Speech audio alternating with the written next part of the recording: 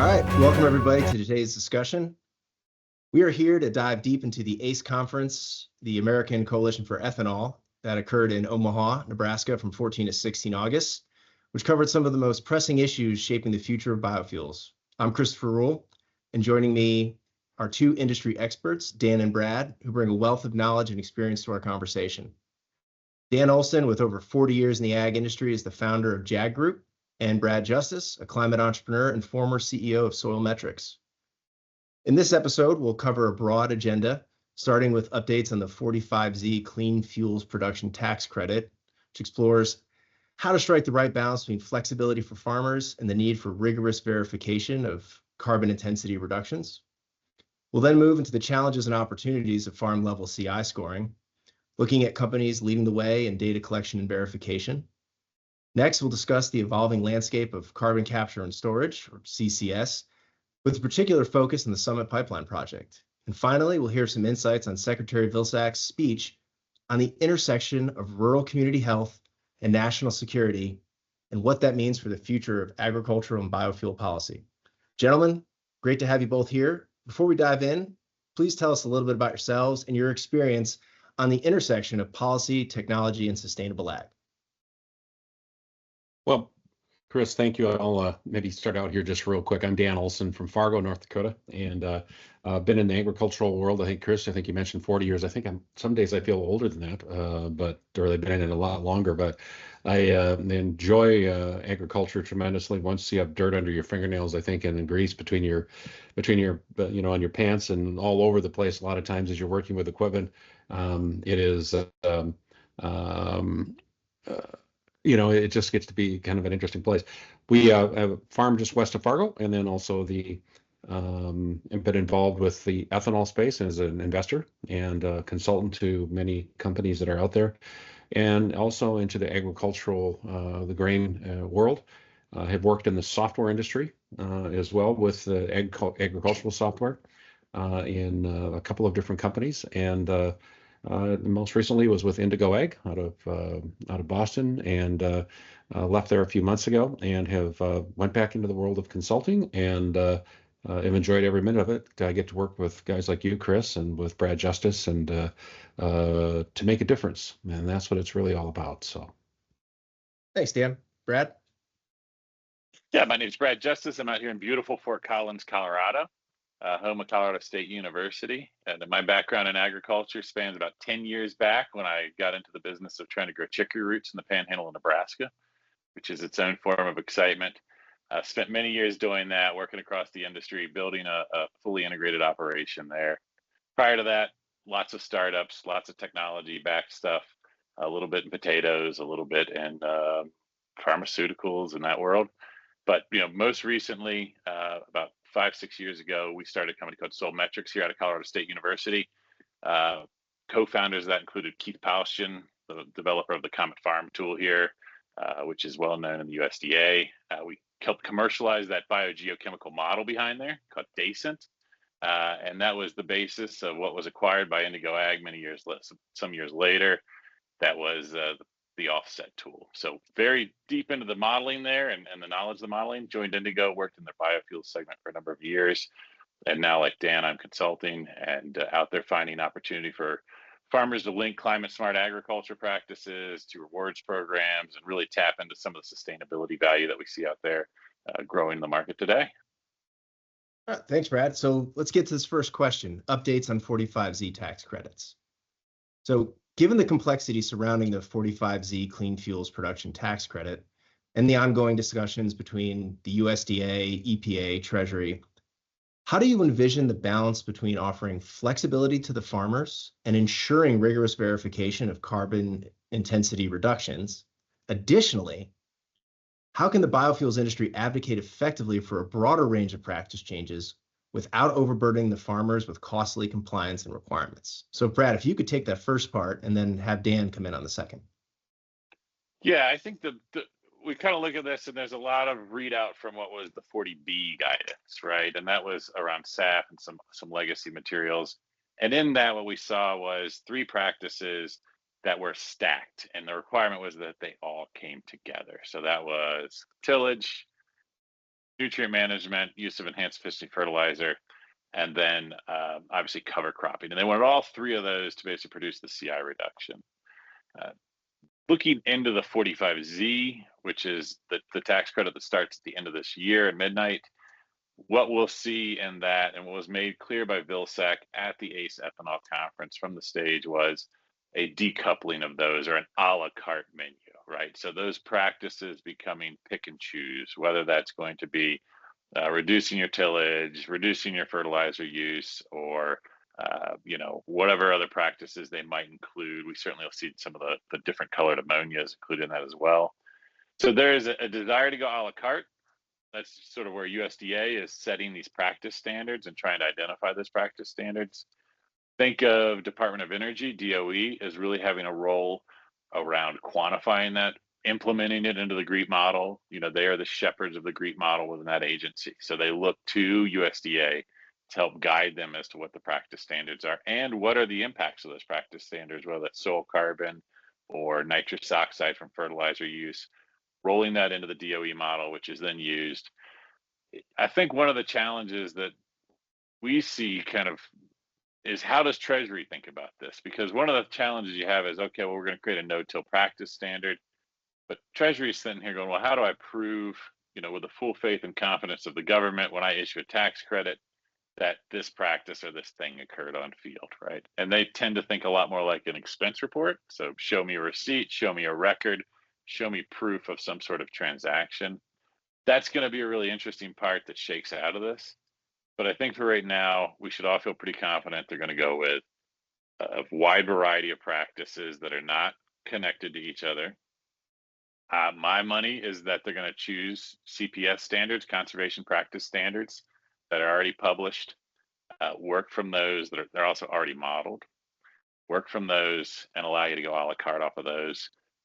What will be the proof standard? I think that's a great, I'll throw that to Dan. And this question is, how do we get to that standard proof while making this something where, you're not having to go pull your dental records and you're not trying to figure out who your fifth niece was and, these sorts of laborious detail-oriented things.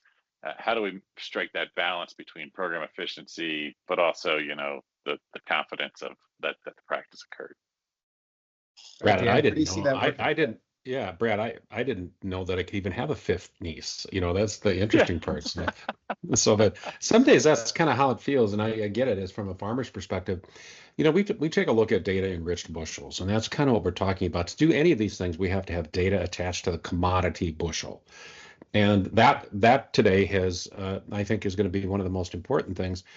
Farmers struggle sometimes with that. We're seeing evolution of farms, from they're getting to be fewer and fewer, it seems like.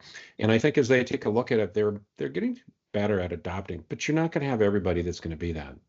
It's a smaller group that I think that today is that can feed data enriched bushels into any program, whether it's on 45Z or whether it's into a food program with a consumer packaged good company like a Nestle or Walmart or something like that. You have to have the data set that goes with it. And not every farmer is willing or wants to do that. As growers today, I think we're probably at a really interesting point as a farmer myself, and looking at that. You've got, the situation is one where margins are really tight. Margins our prices are down. Today, if I went here locally in North Dakota, I'd probably be about cash grain about $3.20 and for corn, and then about $9.20, $9.18 on soybeans. And that changes the dynamics and the economics of farming dramatically. So if there is an incentive for me to take a look at attaching those, and I'm more willing to do it, and attaching that data set to those bushels. I think 45Z, I think, is a spark plug. That's how I kind of look at it, Brad and Chris, just to kind of think about it as a deal that can help us focus. The biggest issue then also, because I get to flip my other hat on as a shareholder in ethanol facilities, you have to think of the risk.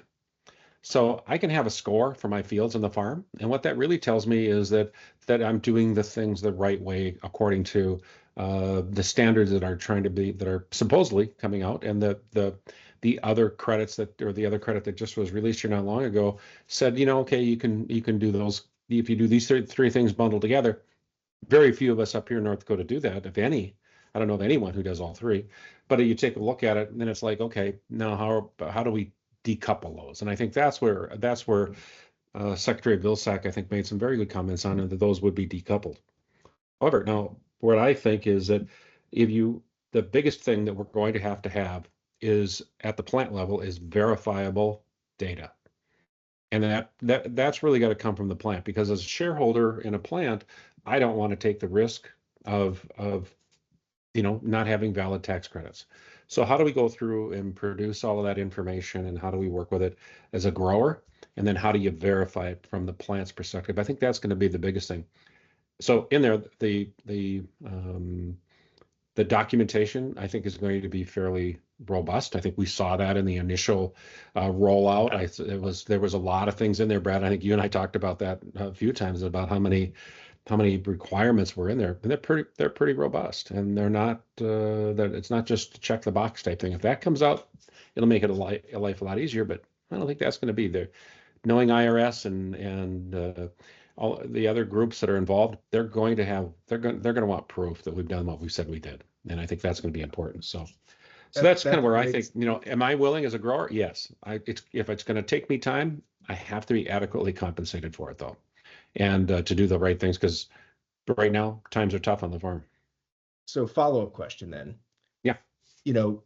Given the importance of that farm level CI scoring and the data required to do that, what companies out there do you see shaping the landscape for data collection and verification?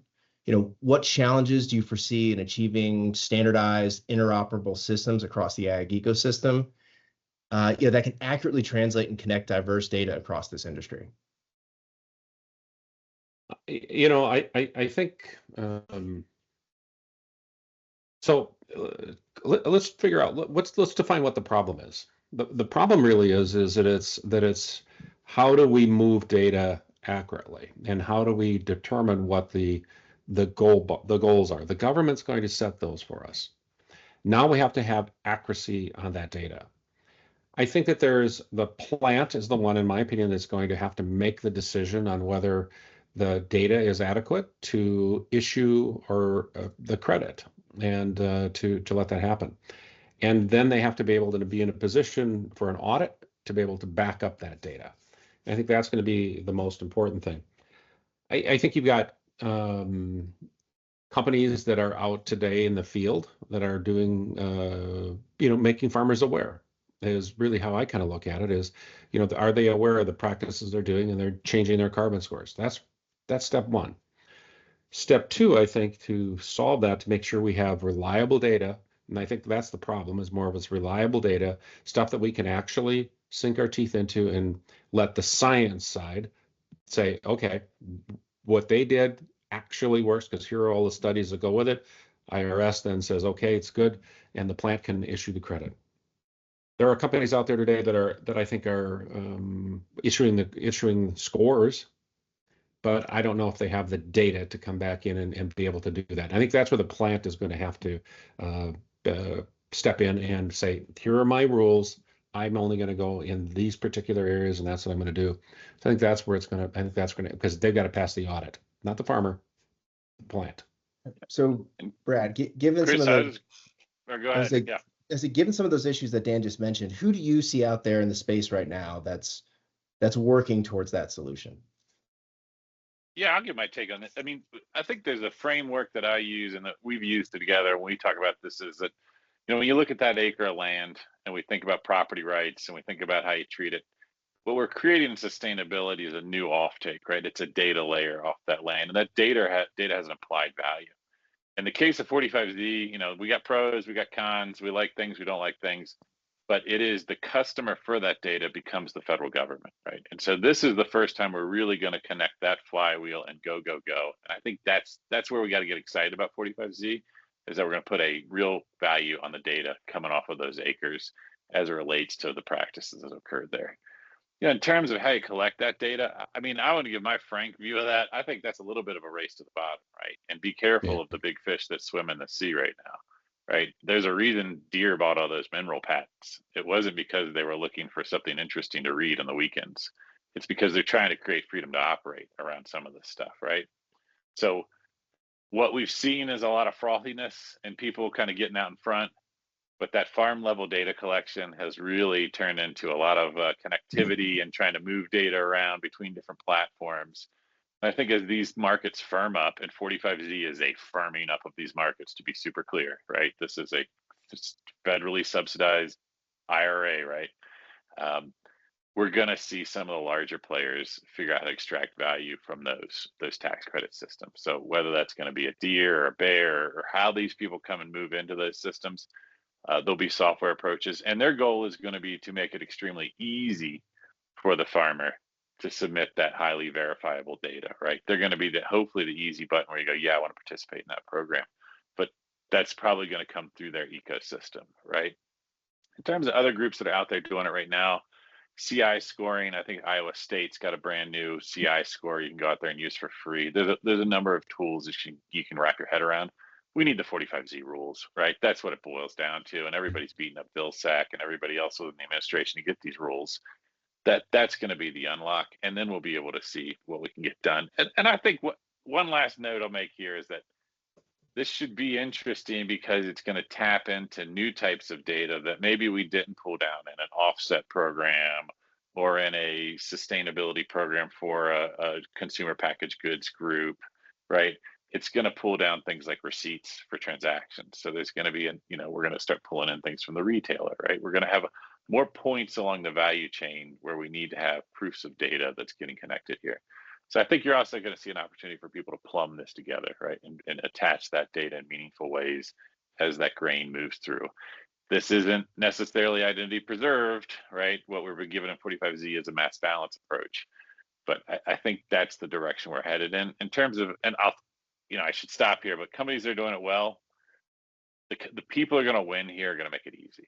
They're going to make it easy for you to get that data in there to get the proof together. Easy to audit, easy to verify, easy to flow through the system, easy to attach to your contract. That's the win here, is to make that easy. I think Chris, if I may add just a little bit in there. Of course, yeah. Brad, what is it on average about? We keep talking about the ethanol plants and the 45Z. About half of the plants out there today are probably originate 40 to 60% of their bushels. Others come in from commercials. To your point, other commercial grain entities, ship into those and, feed those plants. It's going to be a challenge. And to your point, exactly, it's got to be made simple so that the data from a set of bushels or a truckload of bushels someplace can move in. And the commodity is one thing, but the data set's going to be another. And that's going to have to travel along that pathway, not only for 45Z, but for other food type programs, feed programs, fiber programs, all those different things. So. Yep. All right. So next topic on the agenda, carbon capture, storage, and the Summit pipeline.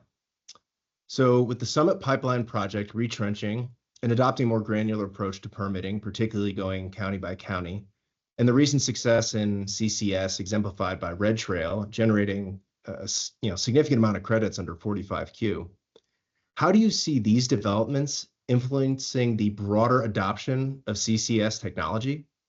Moreover, what challenges and opportunities do you anticipate as these initiatives continue to evolve, especially in regions with varying levels of local support and regulatory frameworks? I want to hand it off to you, Brad, first to kind of explain the difference between 45Q and Z, and maybe some of the predictions on the adoption of that versus a pipeline. Yeah, absolutely. The difference between the Q and the Z are pretty straightforward. The Z is around the process of efficiencies you're going to make within your facility. So if you put in combined heat and power, right, and your electricity bill goes down, your gas bill goes down. These are things that are captured by that sort of production tax credit. You're running the machine, it's got less energy coming into it. In the case of feedstocks, where we're focused a lot on 45Zs, this feedstocks, we're thinking really about the practices and lowering the carbon in that feedstock, right? So 45Z is trying to capture that ongoing process. The Q is really around these capture projects, right? And it's incentivizing things like wells. And in the case of the Q, what's nice about that is you hook that up to the federal government. It's a direct pay. In the case of Red Trail, I believe that payment's $85 a ton from the IRS for 5 years. The idea here is to get yourself in a tax equity situation typically, right? You're going to have to pay quite a bit of money up front to produce the well through the permitting and the processes and the infrastructure you're going to need. That allows you to recoup it through a tax equity agreement where you take a loan today against the future value of those credits. In the case of Red Trail, we got some at the ACE conference. There were some really nice presentations. There's a particularly good one from the Christensen group about what was happening there right now. And I'm just looking the numbers over here. 157,592 tons were injected in 14 months. That's about 11,000 tons a month. When you look at that 45Q, that's $956,000 a month. That's almost $11.5 million in direct pay annually. And over the lifetime of that well, you're looking at something like $57 million. So extremely exciting in terms of being able to produce value through the injection of this carbon dioxide that comes off the ethanol processes. So it's big. It also, if we take and look at it too, Red Trail's gotten approval through Oregon for a pathway there. So, again, depending on how you qualify your fuels and which pathways you take, not only are they going to have the 45Q opportunity for the next 5 years, they're also going to be able to go to other markets with that carbon capture and sequestration and be able to, in year 6, for example, export to Canada or take it to Oregon or find other markets where their extremely low carbon intensity of their ethanol products is recognized. And now they're going to be able to cash in over an even longer lifetime. So these are really exciting projects. We have to remember that ethanol facilities produce some of the cleanest carbon dioxide you can get out there. So it is easy to inject, very cost efficient to inject. These are great projects. And this is sort of, if you look at the future of the world through some certain lenses, right? Everybody's got a well or a pipeline, and all that dirty carbon's kind of getting collected and pumped into the earth somewhere. So maybe that's the solution, maybe it's not, but it certainly is a great financial and strategic choice for a facility that's trying to stay ahead of the low carbon intensity game. So perfect segue. So Dan, as an ethanol plant investor, what are a couple of challenges and opportunities you see based on what Brad just mentioned? Yeah, I first off, let's use the term CCS. What is it? Carbon capture and storage.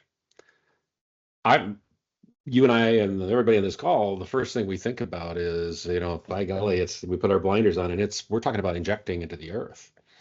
And plants who do not have that ability or the soil structure, the earth structure underneath those plants or in close proximity have to be on a pipeline. That's a challenge today because people don't really want pipelines coming across their land, and I think that's kind of the hard part. NIMBY. But what's that? NIMBY, not in my backyard. Not in my backyard. There you go. But I think then you have to say, okay, are there other ways? Are there, and Brad kind of alluded to a little bit with maybe combined heat and power. Maybe there's other ways you could do it to drop your carbon score down.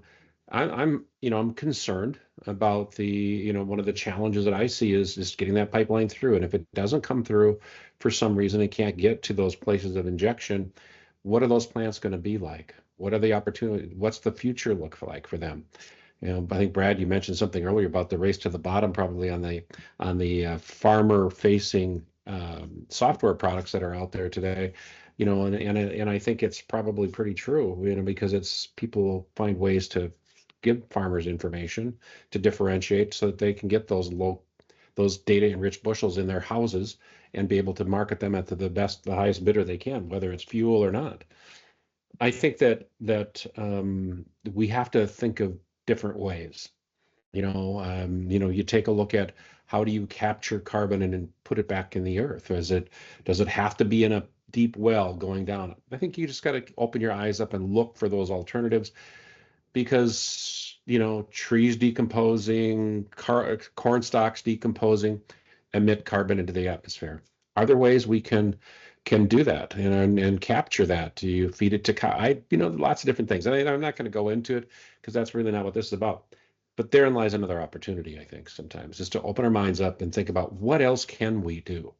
And that's one of the things that Brad, you and I and Chris get to work on so much is what if? What if we could do this? And what is it going to take from policy to procedures and the techniques of doing it to getting the government to say that is a CCS type project? I think those are important things and opportunities we have. I think the other thing Ron, that becomes Dan, I would just add to that. That was where Ron Alverson did give a really nice talk at ACE.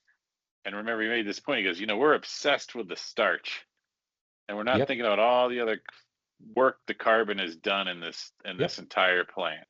And I thought that was really a big framing that was quite interesting on his part.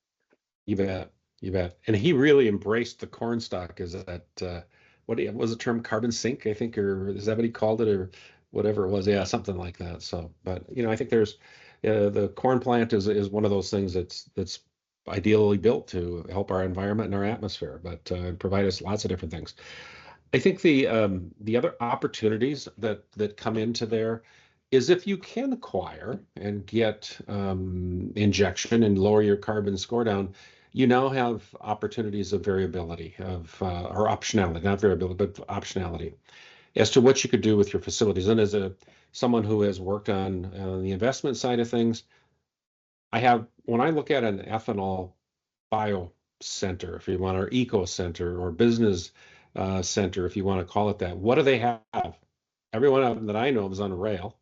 Every one of them I know of has plenty of water. Every one of them that I know of has plenty of natural gas that's there. Every one of them has a loop track, probably.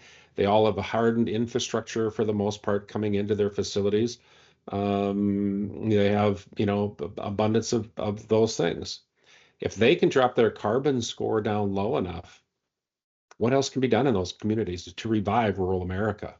And I think that's one of the most important things here is how do we keep farm families together? How do we keep schools and churches and post office and grocery stores in rural communities that I think are valuable for our existence? When I'll deviate just a little bit, but when the Russians, pulled all the resources out of Kazakhstan, what did the government of Kazakhstan do? They had to go back and rebuild their economy from the base up, which meant agriculture, mining, all those kinds of things that are foundational in economic development. Today, the 45Z, the pipeline, and all those things, in my opinion, are valuable to the basic foundation of our economy and rural America, and what that means to from everything from military to other things, from food safety, food security, fuel security, and national security, all those things. And Secretary Vilsack does talk about that at length in his presentations. Yeah, so Secretary Vilsack had emphasized the link between rural community health and national security, noting that many members of the armed forces, come from these areas. Speaks to me as a 25-year veteran of the United States Army, how important that is. Thank you, by the way. Yeah, thanks for paying your taxes, and maybe some of those. Yep. If it's not going to 45Z or 2, it's going to my disability check, so that's great. Yeah, the Army voided the warranty, so they got to pay for it. So, Dan, how do you see this perspective influencing the future of agriculture, particularly biofuels policy, in the context of 45Z rulemaking? Additionally, with the confirmation that practices won't be bundled, but as Brad had mentioned, are offered as kind of an a la carte menu of actions, rural communities best prepare to adopt the new regulations while ensuring their economic and social vitality? Yeah. I think I mentioned all of the things that could fit into into an ideal industrial complex around a biofuels facility like an ethanol plant. Where are they going to make their, if we're going to truly go to sustainable aviation fuel, where's the ideal spot to do that? Same place. It's just you have a short logistic to get to a finished good. How many other finished goods could come from that? I will just use a simple example of hand sanitizer. the ESG scoring of the large, consumer projects good company can drop dramatically when they take all the logistics and they use something that's a renewable resource as a base feedstock into the manufacturing of something like a hand sanitizer. Dan, I think. Go ahead. Could you speak to how the recent change in because you had mentioned about where can you put these ethanol plants and what can they do in terms of this carbon neutral complex, the changes in the industry's ideas around needing to be close to feedstock and why that may not necessarily be the case these days. Yeah, let me finish the first part, then I'm going to come back to that one, okay? And I think one of the things that's really important in here, the one thing that I did mention earlier in the previous question you had, Chris, was on all of those pieces, the roads, the rail, the electricity, and all those things. The other thing that's really, really important for a more complex set of skills that are needed is labor. And I think that's what you got to look at as well. So when you go back into, just somebody with a oil and gas background, can they fit into this world, or an engineering background? So what you mentioned, the question, I think with the first question was on what can rural communities do? Make sure kids are going to school. Make sure that they understand what's happening out there and that there is a future in rural America, in my belief, that we're going to need kids if we are going to build out these facilities around these biofuel production sites that are already there. Now, to your next question that you just asked, I me, you've been around me long enough to know that I sometimes take a look at questions and I think of things differently. And that would be, so we put ethanol plants, and as I've been involved with it for years and years, those plants, a lot of were built around where the corn supply was. Then that had all of those other things, the water, the gas, the electricity, the rail, and all the other components that go with it, which are pretty normal in where you see massive amounts of corn being produced. Those, because you got a lot of volume, got to move anyhow. So that's why they put the plants there. They didn't think about injecting carbon into the earth. So think of it differently. Do you put new assets in areas where you might have a ability to deep well inject? You have a look even in, but there are places in high corn production areas that can inject wells, and you're starting to see some of those happen. Plants are notoriously, as an owner, a shareholder, are tough to run sometimes because you don't make big margins. You just don't. So you have to worry about how do you get a payback. Thus, going back to almost one of our first initial points in this on tax equity financing or tax equity credits, to be able to get those plants capital faster and be able to build that infrastructure. I think it's the ability for the boards that run these facilities is to think out of the box, think about tax equity financing to move your capital in faster, so that you can invest in that well or invest in whatever if you have that earth structure underneath your facility or close thereby.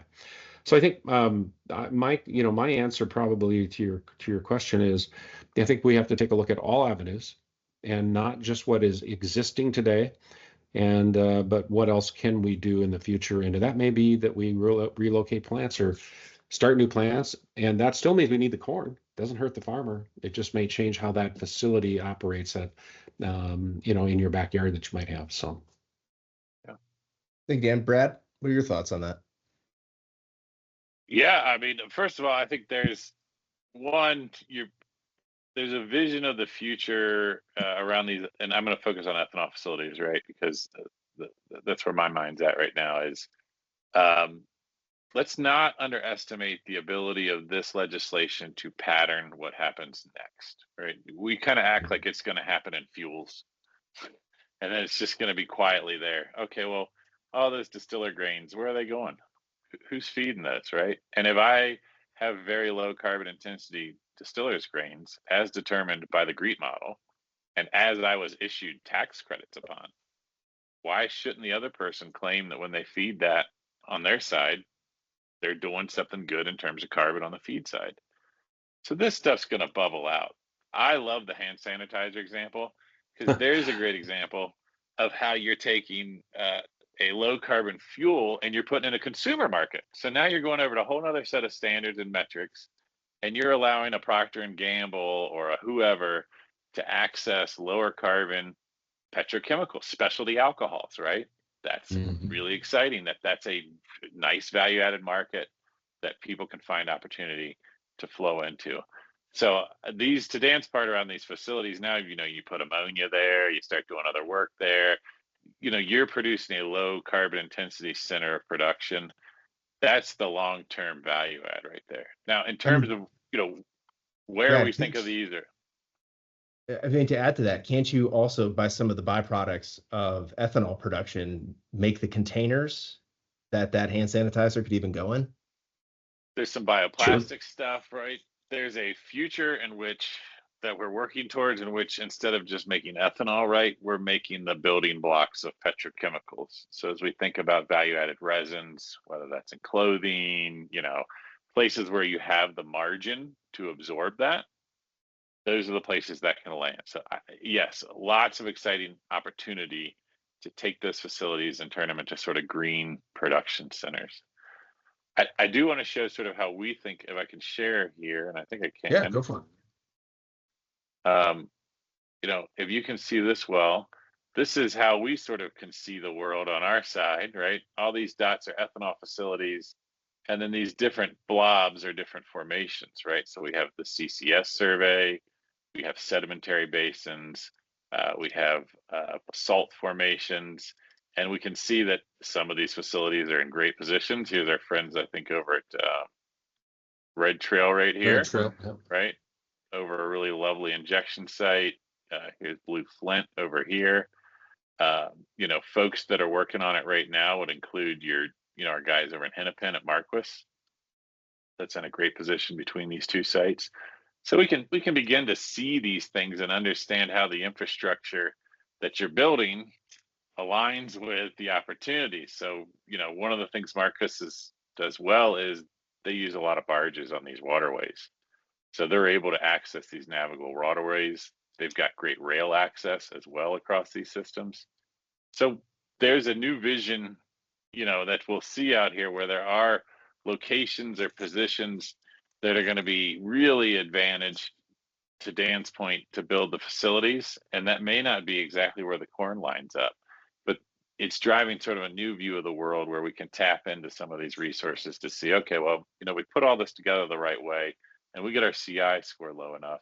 Not only do I get some tax credits today and certainly into the future, but I'm going to also get market access. So I'm going to be able to sell into Canada. I'm going to be able to sell into Indonesia through Singapore. I'm going to be able to sell into Taiwan and Japan and Korea. All of these people, anywhere there's folks using unleaded fuels, low carbon intensity ethanol from the United States is a great way to meet climate targets out there for these countries. So lots of opportunity, not just in the near term, but also over that long term, that strategic long term.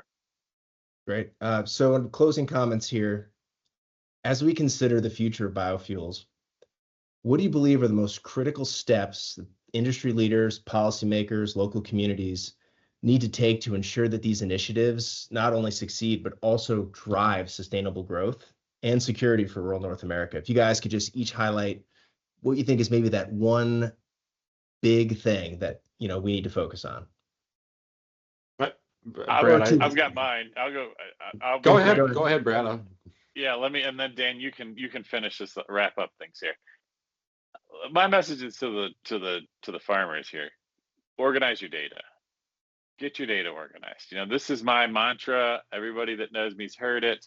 If you treat it like it's worth nothing, they'll treat it like it's worth nothing, right? That data has value. The 45Z, think whatever you want of it, but the government is the customer for that data, and they're willing to pay bucks for it. Whether that's a tax credit that gets turned into cash, so what?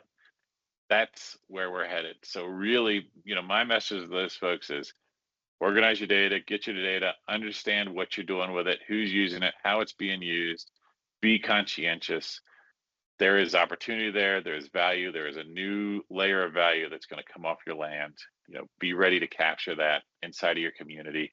That's going to allow you to get that incremental gain. And that's also going to allow you to position yourself in the future for opportunities. And I'll just finish on this. What people are finding out is when they go to the farm and they learn a little bit about it, it turns out that it's not nearly as scary and greenhouse gassy and bad for the environment as, the stories would have you believe. So also don't see this as they're going to come and get me. It turns out everybody's doing a pretty good job. And this data is just a way that we report through that good job that everybody's doing, and just don't miss the value in that. Right now, we live in the era of the carrot. They want to offer incentives. A decade from now, it could be a very different equation. Thanks, Brad. So yeah, Brad, I think to add on to that, I think you're spot on. It is. I like your comment about, if you treat it like it's worth nothing, it's going to be worth nothing. I think that, and I go back to Vilsack and at the conference here. Do you remember the interagency conversation that he talked about in there, Brad, where it's like we have to have data. We have to have strong data so that when we present to Treasury or to DOE or EPA, they have enough data to make it viable and believable and so that they can actually take it and say, okay, here was the science that you ag guys said, and here's our evidence and our proof. Now it's a matter of, okay, let's take and, let's make sure we give them that. Well, a lot of that comes directly from the farm. What percentage of farmers are doing these kinds of things? What percentage of farmers are doing those kinds of things? Those are the things that I think that farm level data can give, to give USDA the ability to put more programs like this together. Now, there's a bunch, and I'll also say that, and so it's important. And that's our responsibility as growers, is to take what you just said to heart and actually embrace it and make it work. I think the other component then is that how do we, if we believe that those plants, those biofuels plants, and the jobs that could be there for rural America, how do we incent? How do we make that hand sanitizer plant show up? And I think the USDA has a number of programs, and I think communication is the critical thing here.